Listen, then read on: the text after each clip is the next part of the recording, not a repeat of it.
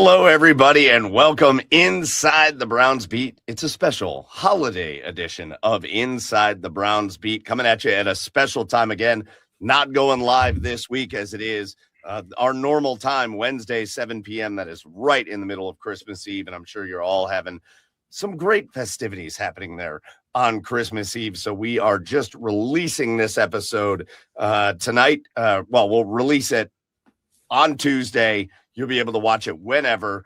I do want to give you a heads up again. I think we said this last week, but I want to make sure everybody's clear on it. Next week, that week between Christmas and New Year's, we will not have an episode of Inside the Browns Beat. So just enjoy a little time, maybe some downtime, time away from work, time with the family, hopefully time you don't have to think about the Browns too much. So enjoy all of that next week. But we wanted to make sure we got something for you this week. So that is why we are here. Really quick, before we get into the meat and potatoes of the show, right here is the QR code. Scan it, get over to the OBR.com and join Cleveland's oldest, largest independent Browns coverage site in all of the land. The community is unbelievable. The boards are awesome there. You want to make sure you get over there, you join, you subscribe, and this QR code will take you right there. With you tonight, I'm your host, Michael Keefe. Joining me, the legend that he is, Fred Greetham. And Fred, happy holidays, first of all. Well, I'm old-fashioned. Merry Christmas to everybody out there, and you as well, Mike. And, I hope everybody's, as Mike said, going to enjoy the holiday time with their families, and Christmas and New Year's. Put the Browns on hold for a little bit. We're going to give you a lot to fill on. You watch us over and over. If you don't have enough. We got some news. We got some breaking information we're going to share with you. But we want to have a good time as well. Yeah, just again, we hope you're all having a great week. Again, hopefully it's just a little time off, a little downtime. I know the holidays, I don't know about you, Fred, the holidays are never, once you have kids and all that, it's not really downtime. It's just different time. But some of the stresses of life tend to go away, even though other ones show up. But hopefully you're all just enjoying the holiday season because it's been a good one so far. Been a good one. We had a little more snow today. I don't think we're gonna have a white Christmas, Fred. I think we're destined for it's gonna be like 50 and raining. I'm okay. I mean, we had enough cold in December up till now and snow that didn't ever have big accumulations out here where I'm at, but just a little pitter patter about every day. We had about an inch, and then the cold temperatures. I mean, it was really cold. Mm-hmm. I've said forever, I am a seasons guy. I love when the seasons change. I like when it goes from summer to spring, or summer to fall, fall to winter, winter to spring, and all that. So I don't mind. I've already had people complaining about the snow and the cold and all that. And I'm like, well, I live in Cleveland in December. How can I complain about the snow in Cleveland in December? Talk to me in March, and then I probably sing a different tune. Talk to me on opening day where I have to be bundled up like I'm climbing Mount Everest down at Progressive Field. I'll probably sing a different tune. But at this point in the year, I like the weather. Give me the snow, give me the cold. This is when it should happen. Yeah. We talked on baseball here. I was just looking at the schedule where I played college. They're now opening game. And this is Ohio, January 31st. I'm like, are you kidding me? I hated playing in April, Yes. and these kids are out there. You didn't even want to hit the ball. It hurt your hands so bad. Right. You go down to Florida or wherever and play for a couple of weeks. Then you come back and you're playing in 20, 30 degrees. They now have tarps on all the colleges. And so they play about every game. But it's freezing cold, snowing and stuff like that. So it's like, wow, this isn't baseball. But that's how they do it nowadays. Yeah, baseball is the ultimate. Baseball and softball are the ultimate. Weather just gives the southern schools such an advantage. Not to say that there aren't great baseball schools in the north. I mean, we've seen even some MAC schools here in Ohio that have made some tremendous runs. I mean, Kent State going to the College World Series a couple of years ago. That was awesome. But Wright State here. Yes, Wright State. Vanderbilt was ranked number 1, and They lost the championship to go to the World Series to Louisville, but Yep. yeah, Bloom Daddy's son plays on that team. That's how I was up on that. So yeah, it's crazy, that they get out so early, so they start so soon. But that just got me thinking of, man, I back.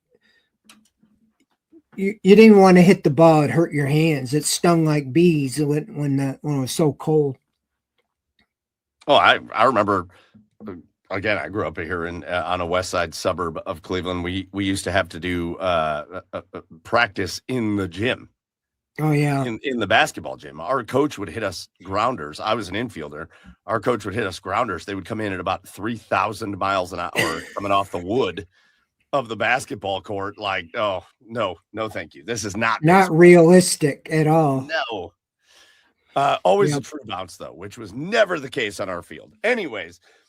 Speaking of non-true bounces on fields, the Cleveland Browns, Fred, played a football game on Sunday. And to be honest with you, for a pretty large chunk of said football game, the Browns were relatively enjoyable to watch.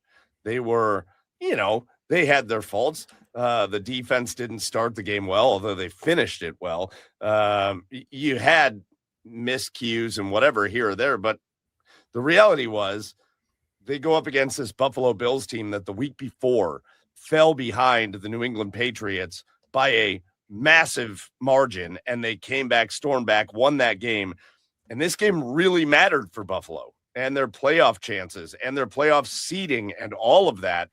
And so this was really a game Buffalo needed to have. They didn't have the opportunity to overlook the Cleveland Browns. And the Browns, I don't know, Fred. Get your overall take. I've got a lot of topics I want to talk about with the game, but kind of an overarching theme. It was an enjoyable game to watch. Like it for one of the few times this year I watched the game and I thought, I'm enjoying this for the most part. I'm having a good time watching this game. That's all we can ask for at this point. Yeah, I mean, how many times have they scored at least 20 points? We know they didn't. And for so long. And, if you're a proponent right now of some of our colleagues that don't want them to win because it does them no good in the draft, that's about the best of both worlds, is to play, show some signs that, hey, this team might not be as far off as you think, but you still lose and you actually move up in the draft situation. I think they're third now. Overall, I'll say right off the bat, I almost think it's better if Kevin Stefanski loses the opening coin toss because the other team defers. The Browns get the ball. What'd they do? They went right down the field, 69-yard drive. Man, that was impressive. Shedeur Sanders looked really good. And my question is why don't you, I don't care, why don't the next time you get the ball, run the same script? Because it seems like that script works. I don't know why you get off it until it stopped. But anyway, then you look at the defense, which has been the hallmark all year. The Bills go down like 80 yards in 5 plays, all on the ground. I think all but 6 yards. Mm-hmm. James Cook ran through. I don't even know if he was touched. In those first 3 drives, the Bills ran the ball right down the Browns' throat, scored 3 touchdowns. Their only 3 touchdowns of the game were the first 3 drives. Yes. Now, whether the Browns really, picked it up and shut them down the rest of the game, or the Bills, or what happened, but they had 133 yards rushing in the first half. Cook was a 100-yard rusher in the first half. In the rest of the game, he got 17 yards. Yeah. And the Bills only had 31 rushing. When you're thinking that's when you're trying to salt the game away, they couldn't run the second half. So I don't know if the Browns made an adjustment and they just buckled down, but that's really why they lost the game, is because the first half, the Bills just did whatever they want and set the tone, ran it right down your throat. and the Browns had to play catch-up ball. To their credit, they did rally. And again, we saw Shedeur Sanders, bring them back and had a chance. The interception, the first one wasn't his fault. He hit looked to me like it was right. I agree. That one, I'm sorry. Hands. Yes, I agree with that. Second one, it was right into Joey Bosa, and that was all his fault. But they got 10 points off the turnovers. And again, that was the difference in the game. But special teams isn't going to be overlooked again in my column, because what happened before the half? In a game you lost by 3. For whatever reason, the Browns mismanaged the timeouts. I couldn't believe they had no timeouts when the Bills are on the 1 yard line or closer to the goal line and had to punt. It was 4th and 30, and they were able to run the clock all the way down to 17 seconds. Yes. Because the Browns had already, they used them for, not being lined up one time, a couple things. But anyway, they still get a break to get a face mask penalty, put them in field goal range. They come out there, and we're all going, what are they doing with 6 seconds to play? Are you actually going to run a play when you have no timeouts? And he throws it right out of bounds. Okay, but were you really worried about 6 seconds? I mean, that was strange. Well, because you get the field goal. Can I just interject for a minute? Because I don't think this was talked about enough. And listen, as long as you go out there, the problem with the Browns is you have to worry about them making a mental mistake because they make so many of them. But the reality is, with 6 seconds left, the only play call is drop back and just launch it over Jerry Jeudy's head out of bounds.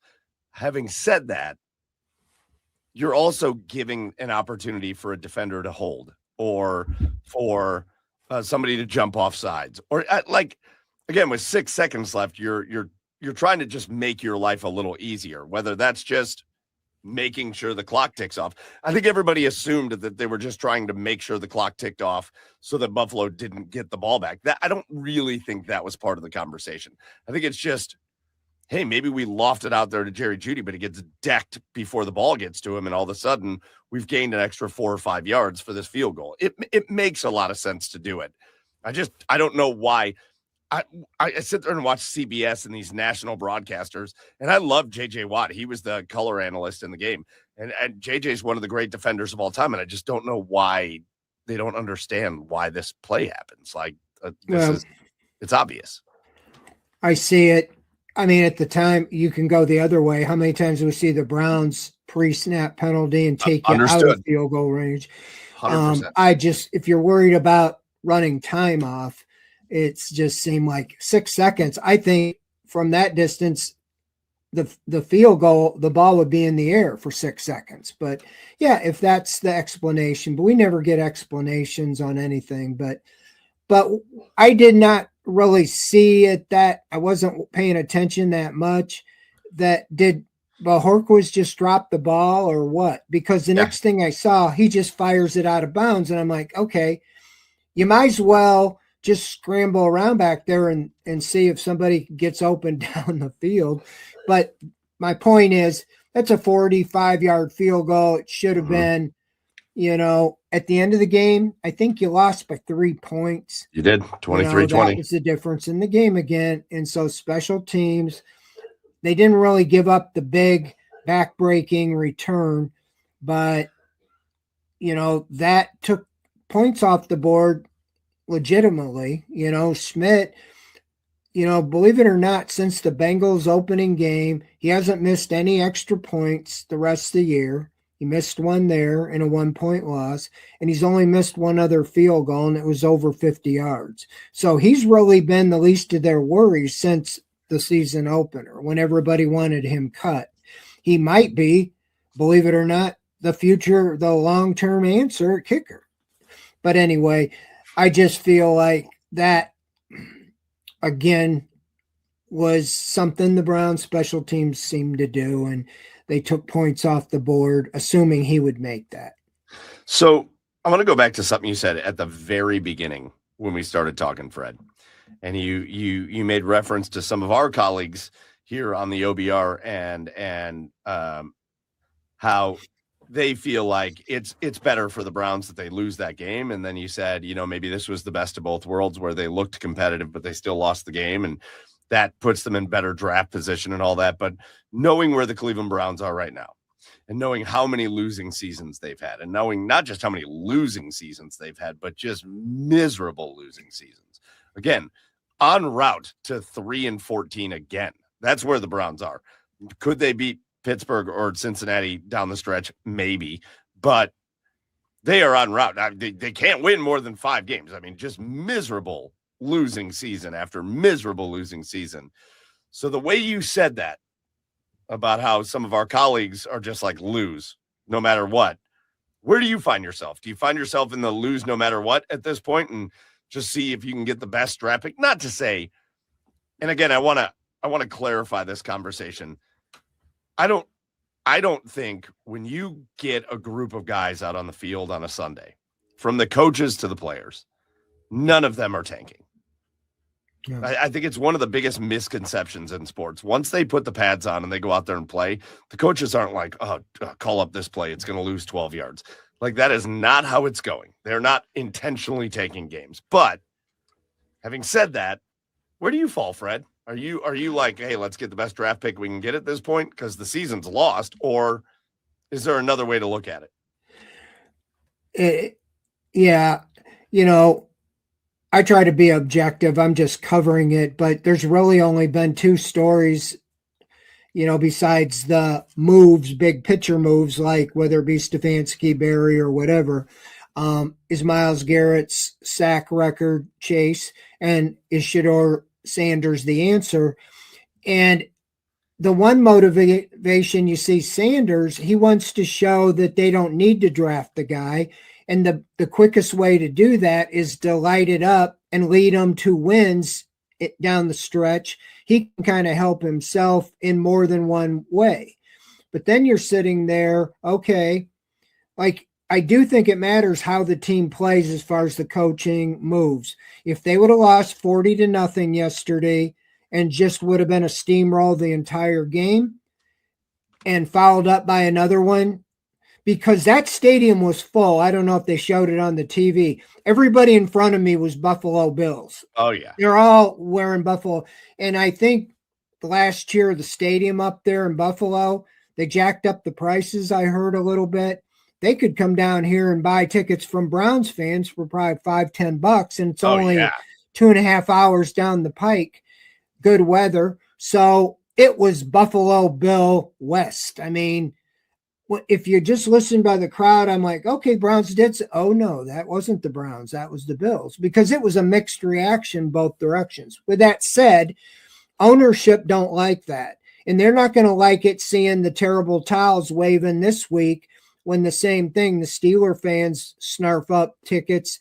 They might have more of them here than Buffalo fans. So I do think it matters. And Kevin Stefanski still has them playing. They're not quitting. They're not giving up. I think, I'm not saying they're doing this, but you can tank in different ways by who you put out there, who you make inactive because, oh, no, he's got an injury. Like, I thought it was big when Denzel Ward said Wednesday he was going to play, and then he didn't play. He didn't practice all week.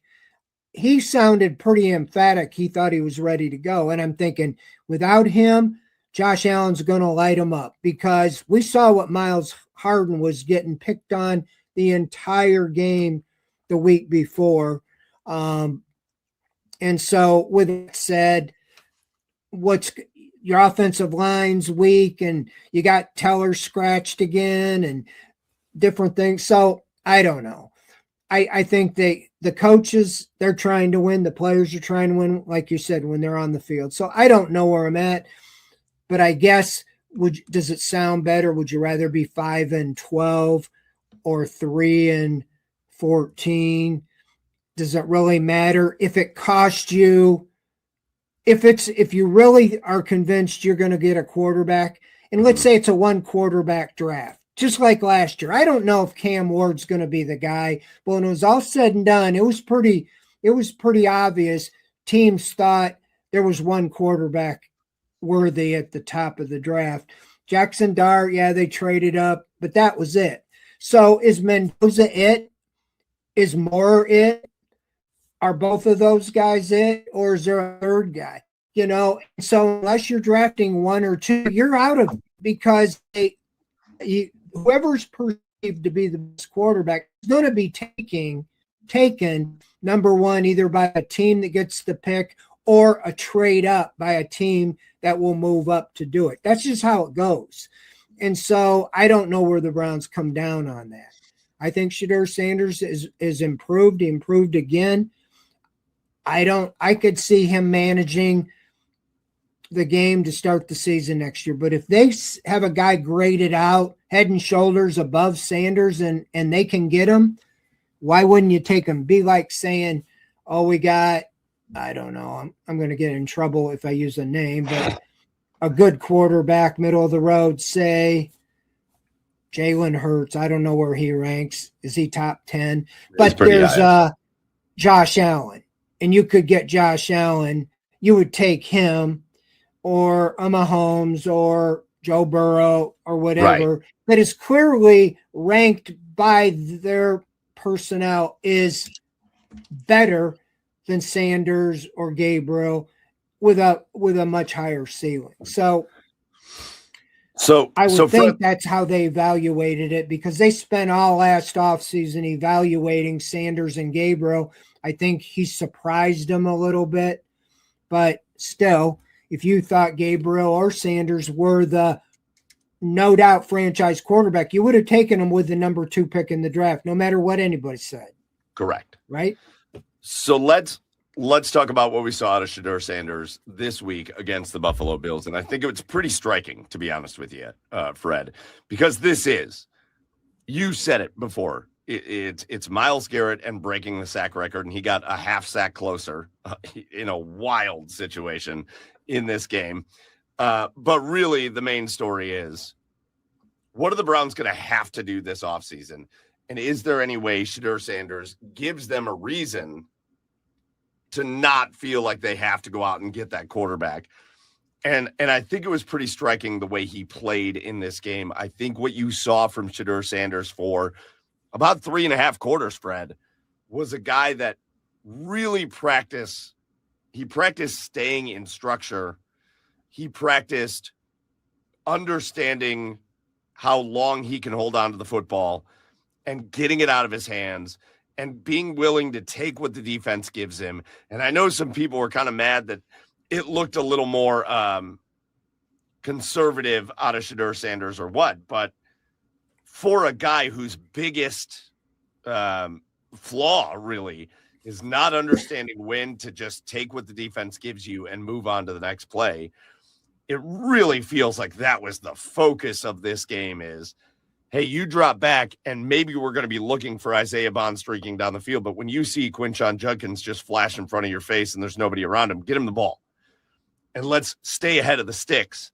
And let's not get ourselves in these terribly long situations. And it felt like that's what they did. So for 3.5 quarters, Fred, when they felt comfortable just kind of keeping him in structure, it felt like just kind of a new guy. And it didn't change until late in the game where they were behind. And now guys got to make plays. And I thought, man, this is going to be the real key for where the growth is for Shedeur Sanders, Fred.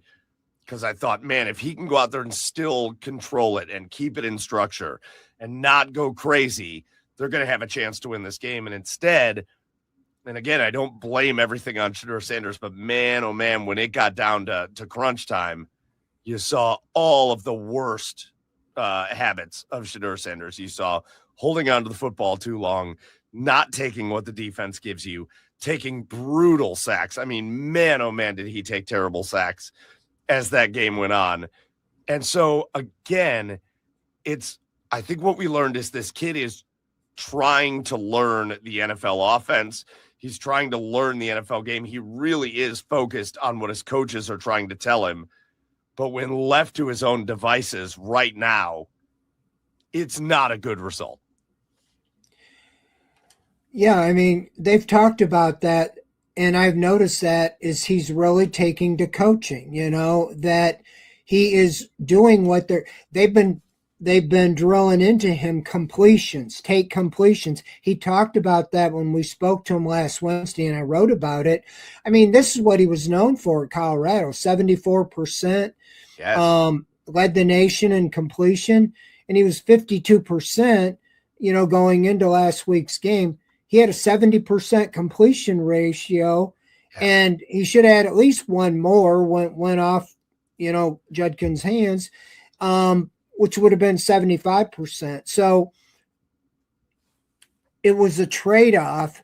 Would you rather have them, like you said, the moving the chains, 5 yards, 6 yard, moving the ball, rather than two deep balls in a game? I mean, that's really the only highlight a week before, against the Bears. He threw two nice balls downfield, 42 and 47 yards to Isaiah Bond. Yes. And a nice touchdown pass to Jerry Jeudy, who let the defender take it out of his hands. But that was it. I think you're better, especially where he's at right now, is getting back, taking what they give you, even if it is much more slow and methodical. And they did have some good drives doing it that way. He was bad on that 4th and 2. He drifted again. And 4th and 2, you might as well just throw it away, and he would have saved 14 yards because you turned it over on downs and you get sacked on the 30. So the Bills take over on the Browns 30. But there was talk, I didn't see the replay, but that Harold Fannin was open if he'd have got to him quick, just take the first down, boom. But he hung on to it too long, and he was trying to explain that stuff after the game. And sometimes I get lost in the weeds the way he talks. He's got a different way of explaining things. So, but yeah, I'm still seeing positive growth, and it's inspiring a little bit, I think, that he's taking to coaching. You kind of, if you just never watched him before and heard about the aura of Deion Sanders' son and everything, I would have thought he was probably more like an athletic guy like Lamar Jackson, and he just was so athletic. That's not exactly, he's more of a pocket passer. But I also thought he would be very arrogant and not take to coaching and say, I already know all this stuff. Nope. And he's the first one in. He's meeting with the coach. He's staying late. He's going extra time to work out at Baldwin Wallace with kids, or he was before he was playing. And so you like that. And there were signs last year. Drake May obviously was the 3rd pick in the draft, but I didn't hear his name a whole lot last year. And wow, he's lit the thing up in his 2nd year. So I'm not saying that Sanders is going to be Drake May, but if he had a whole off season to work with the receivers and you get him some weapons and a better line, I could see him being able to at least not lose you games, keep you in games, because he knows interceptions, the turnovers, bad mistakes, and the sacks are the killers, and he's working on it. And yeah, when he makes those, they're blatant. But look, Josh Allen made a tremendously bad sack. I mean, it was a 22-yard loss. He was running around like Sanders towards the goal line.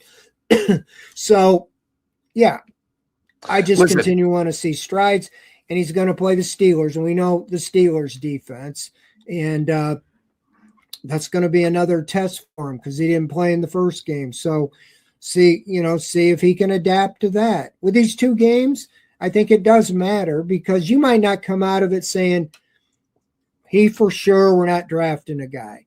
But again, it's going to come down to your draft position and what you think of Fernando Mendoza or Dante Moore or whoever, Ty Simpson or whoever else is, mentioned as one of the top ones. And if not, why force it? Why go through this again? Because if you draft one, then you got to go through the whole learning curve again. But let's talk about facts. And facts are, you either want Shedeur Sanders, I mean, really, just from a Browns perspective, you either want him to be so atrociously bad that you know he's not the guy, or you want him to be so inspiringly good that you know he is the guy. And as Brown's luck would have it, Fred, he's neither one of those. He's in the middle of those two things. He, at some points, makes these mind-numbingly bad decisions out on the football field that make you go, oh, no. Like, that stuff isn't going to survive. That isn't going to win you games in the NFL. And then at other times, you watch him and you go, like, most of this game against the Bills, man, all right, he's in a good rhythm. He's taking his checkdowns when they're there. They're picking up big chunk plays. Like, they were averaging 10 yards a play for a good chunk of that game. Like, they were just moving the ball down the field. And you see what you should be excited about, but then you also see exactly why that excitement may be for nothing. So it's just in true Browns fashion, Fred, we're not going to have the guy that tells us either yes or no. We're going to have a guy that's like, oh, maybe we should let him have a full year, a full off season. He is really taking to the coaching. I think that is 100% a fact, but like, or do we go do that? We are just stuck in purgatory, but like purgatory suggests that you're somewhere in between heaven and hell. And purgatory for the Browns is you are one step out of hell. You are like a foot out of hell. Heaven is really far away, but that's the purgatory that they find themselves in. Well, yeah. We've been through this over and over and over for such a long time, and we all know that's why they went through what they did with Watson to acquire him, because they thought once and for all, it might cost us our arm, our leg, and our firstborn, and our reputation, but it'll be worth it. Everybody will forget it when they see him going up and down the field like Patrick Mahomes, and it didn't happen. And so that's where you're at. And so that's what's, you got to get that. And it's hard to evaluate behind this offensive line. You got at least three backups. Right. You got now 3 of the 5 starters are on injury reserve. Your 2 tackles and your center. And the one playing the best is left guard, borderline Hall of Famer, Joel Bitonio, and he's the oldest one, and right. And so you got a bunch of backups, guys that probably won't be here next year, or you don't know if they can even play, and you got to overhaul the offensive line no matter what, as well as the wide receiver room. I mean, I don't know how you can, call Jerry Jeudy a number 1 when he catches 3 passes for 12 yards. I mean, I don't care who a number 1 on the Vikings, Justin Jefferson, he's going to come out and have a big day. Those guys find the ball, or the ball finds them. And so it's just hard to evaluate all the way around without the line and weapons. And the running game, actually 160 yards. And that was a pleasant surprise in watching Sanders, because again, I didn't see him as that athletic, but he's deceptively slippery, and he had 49 yards rushing, and he picked up, some big yardage on those scoring drives. So that's another element. Now, Stefanski talked about that today, that now he's getting comfortable and seeing those spots to take those 10, 12, 15-yard runs, and those are big chunk plays. So, yeah. Is it enough to... No, we're just stuck. We're stuck, Fred. We're stuck. That's where we're at. Yeah. And there's no right or wrong answer to what they're going to do this offseason. We're just going to have to play it by ear. But, Fred, let's just talk about some news of the week. Obviously, the other big news coming out of this Buffalo Bills game was what appeared to be just a devastatingly horrible injury to Quinshon Judkins, who was in the middle of having what I think was going to be a career game, because, man, did they get him involved early and often in the passing game. But then he was also finding running lanes left and right. Quinshon Judkins was on his way to his best game as a pro. And then the tackle by Milano, And Judkins, thank God I never saw it. I don't know if they flashed it anywhere for you guys. Hopefully you didn't see it, but I never saw the injury. Thank God for that, because it appeared to be very ugly. Obviously, the cart comes out for Quinshon Judkins. So I know we got a little news this week. So, Fred, what have you heard from down there in Berea regarding Judkins' injury? I think it's been some good news as far as the injury is concerned, and what the outlook is for Quinshon. Yeah, when you look at the big picture, I mean, I'm thinking Nick Chubb, when I see the cart and everything, and he's never been the same. And but Stefanski said there's no structural damage to his knee, and that's the biggest thing you worry about for a running back. He broke his fibula, and he dislocated his ankle, and he's having surgery this week in Cleveland, and immediately is going to be starting rehab, and they expect him to have a full recovery. He didn't give a timetable, but if you look at similar injuries, 4 or 5 months is what I'm hearing. And that would put you back, OTAs before training camp. I don't care about the offseason program for a running back. He showed last year he wasn't here, and he didn't show up till the week of the one second game. Yeah. And played. He started that week. Yes. After missing all of training camp. And he's a gamer. He's a player you can build with. He finished with 827 yards on the season. It's sad because I thought he had a good chance to break the all-time Browns rookie rushing record. They never had a 1,000-yard rusher. Think about that. And they had Jim Brown. They had Nick Chubb, who has the record, 996 yards. Think about, though, I can think of, he had a 40-yard call back on a holding penalty yesterday, and he had a 56-yard touchdown call back on a holding penalty earlier in the year. Just those two is over 100 yards, would have put him at the doorstep. And I'm sure there were, I do remember a 15-yard holding penalty after he had a 15-yard run. So, I mean, I can think he easily lost a couple 100 yards in holding penalties this year. So he was a 1,000-yard rusher, just didn't officially going to make it. So, no, I think it is good. I broke a fibula playing baseball. I came back and I was faster actually than I was before. So as long as it's a clean break, and now they don't even let it. They do more of the screws and surgery and get it fixed quicker. Mine was the old-fashioned way, where you just set it and let it grow back together. But the old set it and forget it. Yeah, so itch. But yeah, I think it's unfortunate, but you might as well get going on it. It's better if you're going to get a season ender, get it now than like Mike Hall last year had the devastating knee injury in the very last game. So we didn't know it was as bad as it was.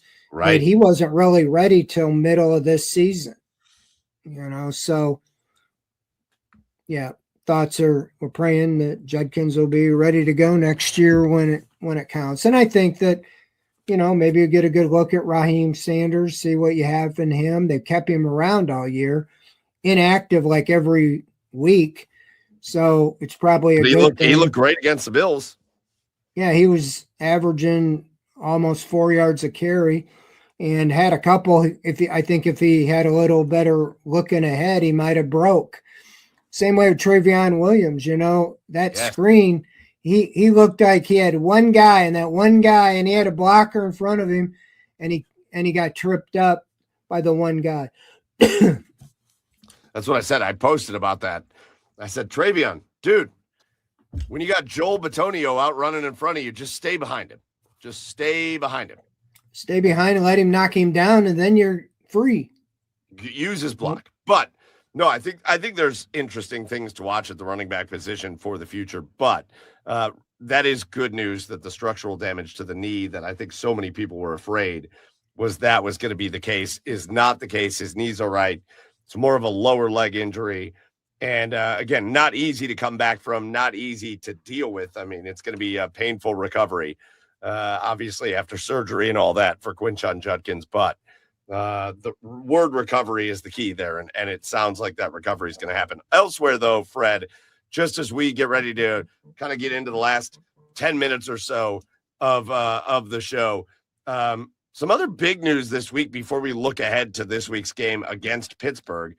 But we've got some kind of breaking news today that you can share. So why don't you share that with us?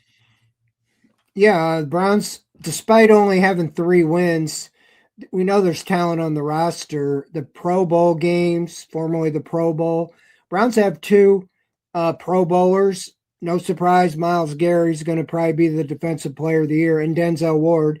This is the 7th Pro Bowl for Myles and 5th for Denzel Ward. They also had 4 alternates. Grant Delpit made it for the first time, but he's listed as a special teamer, alternate. And then 3 rookies are alternates: Carson Schlesinger, Quinshon Judkins, and Harold Fannin. This year, for the first time, they're not having alternates on the interior, like the offensive linemen or defensive linemen or kickers or punters. So Joe Bitonio, who'd been to the Pro Bowl multiple times, I think 8, 9 times, is not even an alternate because they don't have, unless you're starter, there is no backups at any of those positions. But still, to have, 6 guys from the Browns, including 3 rookies, that's pretty good that they took notice. And I think Mason Graham, you just don't get, there's so many great defensive tackles, but you don't get the eye-popping stats if you don't have a lot of sacks. He had one taken away yesterday or at the game Sunday, which was kind of a free-for-all. Yeah, right. But yeah, so the Browns, got some Pro Bowl, so that shows there's some talent on the roster. You just have to get more of it. But not just that, Fred, but obviously Ward and Garrett are your 2 defensive leaders, your guys you expect to make the Pro Bowl every year. But when you look at those alternates, first of all, Grant Delpit, I think Grant Delpit's a heartbeat of this Browns team. I love Grant Delpit. I think of him often as the guy that when people ask you like who your favorite players are, he's always going to go overlooked, but he belongs on that list for a lot of Browns fans, myself included. But you look at the fact that Harold Fannin, alternate, and he deserves to be. I mean, Harold Fannin's been unbelievable this year. Quinshon Judkins, alternate. That is a testament to what he was able to do behind a banged up, really bad offensive line and a really bad running scheme all year long. And he makes it. And Carson Schlesinger, I think that's the only one I'm a little mad about. There's no reason Carson Schlesinger should be an alternate. That dude should be starting in the Pro Bowl. And frankly, that should just be the tip of the iceberg to the awards and recognition he gets. But when you look at the guys, the names on that list, I mean, getting those just 3 rookies, just boom, just like that, right into the Pro Bowl mix. That is awesome. Yeah, I think it's a testament to the draft. We've talked about it. As bad as this season's been, now Judkins was chasing. He was the top rookie in the NFL rushing. He won't now because Genty or Henderson, if they already haven't passed him, will pass him. But as you said, Schlesinger's got 136 tackles. In my research, he's on pace to beat Ray Lewis, who has the record for his rookie year. I think it's about 156 tackles. And if he's had double digits like 7 games in a row. Yes. He had 11 the other day against the Bills. He's just everywhere. And he had a sack. He's had a couple interceptions. I think this bodes well. I think more than anything with him, yeah, I think he deserves it. I don't know who got it over him, but he now will have the recognition, and I think he's going to be a perennial Pro Bowl player. The guy's a walk-on, and it's pure heart with this guy. Yes. I mean, you remember we talked about this from the beginning of the preseason. I said, this guy is a player. I think he reminds me of Clay Matthews, and I still have a story pinned on I haven't changed it all season, with a picture of Clay Matthews, that that's what he reminded me in the stories about Schlesinger. And he's just a football player, sideline to sideline. He's been the green dot all year. Yes. When Hicks retired, and of course JOK couldn't play.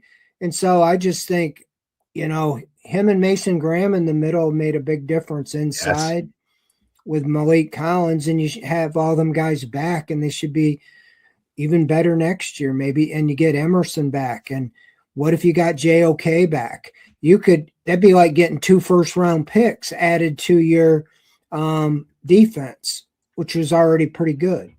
Yeah. Yeah, it's awesome to think about. So congrats to all the Browns players that will be representing the Browns in the Pro Bowl, or at least getting close to doing that. Fred, I got 2 last topics for us to discuss. Obviously, this topic is the Browns welcoming in the Pittsburgh Steelers this week. And, man, this is just the hardest game to try to pinpoint. The Pittsburgh Steelers are right in the middle of the playoff mix. I believe, I'm not losing my mind, they are right now tabbed to win the AFC North. They're 2 games ahead of Baltimore with 2 to play. So if Pittsburgh wins this game, they win the division, which is wild. But you also just don't know what Pittsburgh's going to show up to the game. I know they've won more games than they've lost, but they've been much more kind of inconsistent as we've seen in years past, even though they find ways to win games. But you're going to have the Pittsburgh Steelers coming into Cleveland to take on the Cleveland Browns. What are we looking for in this game? Obviously, this game means a ton to the Steelers, and it means absolutely nothing season-wise to the Cleveland Browns, other than you have a chance to take that team from that city down there southeast of us and smack them around a little bit and send them out of here going, nah, you're not going to get what you want here. Otherwise, this game doesn't really mean much for the Browns. So what are we looking for in this game? Yeah, I mean, the Browns have always played the Steelers great at home. They played terrible. I'm talking about this regime in recent history. Have always played the Steelers well at home. Last year, Jameis Winston led them to the win in that Thursday night game, Snow Bowl. And, if they played like they did against the Bills, I think they would win. DK Metcalf got suspended today for 2 games for getting into it with the fans. I don't know how that works with 2 games to go, if he can appeal and put off the decision, but that takes pretty much their weapon at the outside out of the game. So, yeah, I've been on record. I said on a TV show as the other day that I don't think Miles will get a sack against the Steelers, because I think Aaron Rodgers is savvy enough to just dump the ball, take an intentional grounding rather than take the record-breaking sack to Miles. I mean, that's just maybe there's. I don't think he got a sack on him when they played the first time. So, I don't know what to expect. The Steelers. I don't know what you think. Would you rather it be the Steelers or the Ravens? I mean, that's like choosing between your worst or least favorite foods. Neither. I know. I want that Batman. I want the Batman movie to come true, and I want Heinz Field to just implode upon itself. That's what I want. That's all I care about. Yeah. So it's like, here they are again with a winning record. I mean, it's amazing. And that's where they can say they're kind of they say they're in purgatory, because they're always good enough to make the playoffs, but never good enough to go any further. But Mike Tomlin finds a way to win games, and and that's one of the things when it comes back to coaching, why can't the Browns just find ways to win? So some of those answers are going to be, made known here probably in a couple of weeks, if any. Well, Fred, that leads me to our last topic, and I want your take on this, because this quote keeps getting thrown around more and more as this season comes to a close. But it was Jimmy Haslam at the beginning of the year that said, everybody asked him, like, all right, well, what are we measuring success with? What's the measuring stick? And he said, well, we were 3-14 last year. We can't do that. Doing that again is unacceptable. Well, here we are. We're knocking down the door. We're 3-12. And you've got the Pittsburgh Steelers that are looking to win a division against the Browns this week. And you got a Cincinnati Bengals team that throwing up a ton of points against a lot of players or a lot of teams. Like, that isn't going to be an easy game in Cincinnati at the end either. So there's a real good chance, Fred. There's a real good chance we're sitting exactly where we were at this time last year.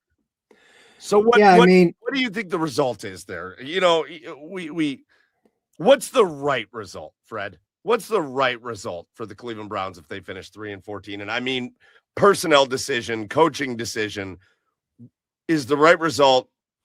We gotta tear some people out of here and start with a different system. Is the right result, hey, we're all in this mess together, we're going to bring some people back? Like, what's the right end result if they go 3-14 again?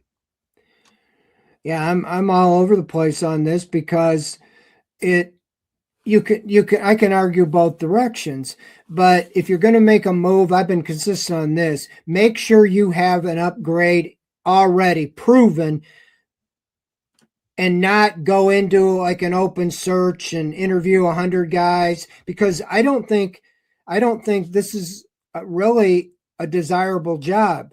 Only 2 guys who have never been NFL head coaches, you know, that coordinator dude that's never got the job before, that's who you're going to get. You're going to end up, no disrespect, you end up with a Mike Pettin or Rob Chudzinski. You know, They might have thought they were going to get the top guy available, and they end up getting the 4th, 5th, 6th guy on the list.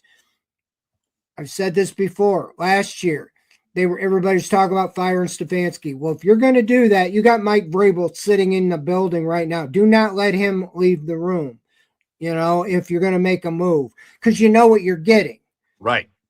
And so I don't know if there's a guy like that. I mean, Ben Johnson's worked out great for the Bears, but it's appealing. It was appealing to go to the Patriots, the Bears. They had a young ascending quarterback, and you don't have that here. Top 3 picks.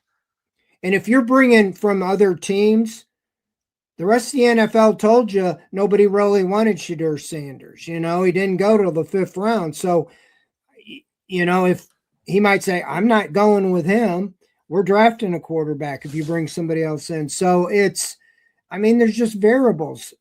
It might be, you know, real desirable and everybody feel good if you fire Stefanski. But if you don't have a plan, you're going to lose Jim Schwartz.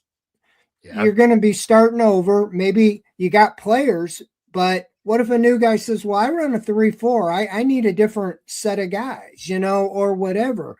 And then you get into the question, does the owner, you got to do the way we want it done. You got to run this thing. And, you know, and so I just think it's everybody wants to parse words. I was there when Haslam spoke, and he said it's not going to cut it 3-14. Right. And that was in July. A lot of things have happened since. I don't know. When he also in that thing said, well, we got rookie quarterbacks, because there's asked, do they have to play this year? You got Joe Flacco, Kenny Pickett. Well, Kevin knows they need to play. We need to see what we have in that. Well, okay. They would have never played if you would have got off to a good start. If they had been 4-2 or whatever, you'd still had Flacco. Right. So that's where you wonder a little bit. Stefanski, Barry had the idea, okay, we're going to get this year. We got 14 rookies. It's going to be a rough year. We're going to ride the tide with it. And so that's where I can go either way with it, that he might have said that, but things have changed when you got so many rookies. I mean, it is in the NFL, rookies, you know, make mistakes. And of course, think about 14 rookies out of 53. You know, that's 1/3 of your roster is rookies. And, you know, we've seen it. It could bode well for the future. But then you go, well, Kevin Stefanski's supposed to be the offensive guru and the quarterback genius, and we haven't seen it lately, but we're seeing some improvements. Is it enough to feel like you got a quarterback, or back to the drawing board? Or if this is the right coach. I don't have any definitive answer. I think the next 2 games really could still sway them. I really think that they don't know what they're going to do yet. They might have a good idea.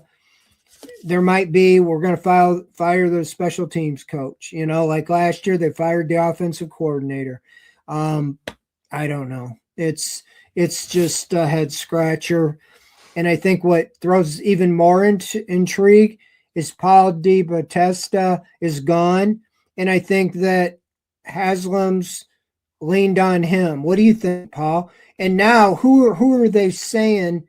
I know J.W. Johnson's his son-in-law. Is it Jimmy and D and J.W., are they confiding in somebody else? Or is Andrew Berry now in the circle of trust, and saying, hey, we'll keep you, but you got to get a new coach? I don't know. Yeah, well, just another offseason of tumultuousness and turmoil. A lot to talk about. That's what we do here with the Cleveland Browns, and it's what we do on the OBR. Fred, we're going to get out of here with this episode. I want to, again, just reiterate what the plan is moving forward. This is the final episode of 2025, so there will not be an episode next week between Christmas and New Year's, as we're just going to let everybody I'll be out of town. Everybody's going to be doing like holiday stuff with their families and all that, so we're going to let you all do that. But we will be back after that Bengals game. We'll do a season recap. And we've got a couple of other episodes planned before we kind of figure out what we're going to do for the offseason. So hang out with us. Stay with us on Inside the Browns Beat, because we still have a lot of good things coming. Again, no show next week. That's the important thing.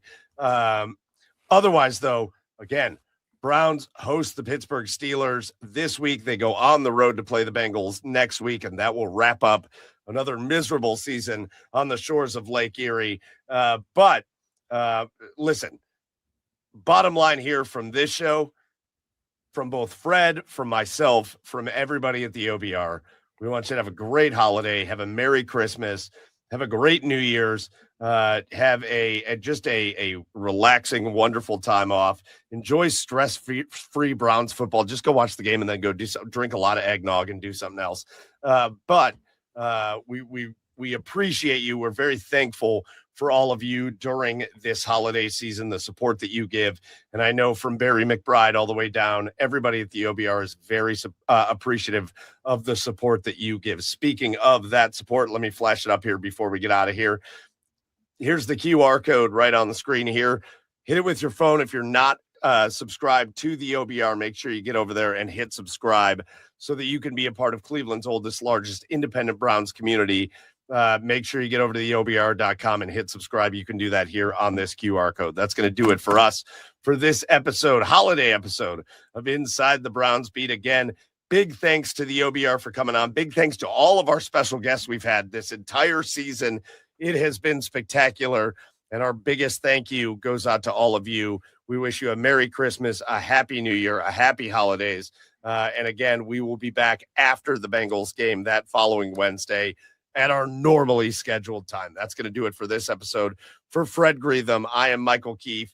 This has been Inside the Browns Beat. As always, go Browns. Thanks, everybody. Merry Christmas.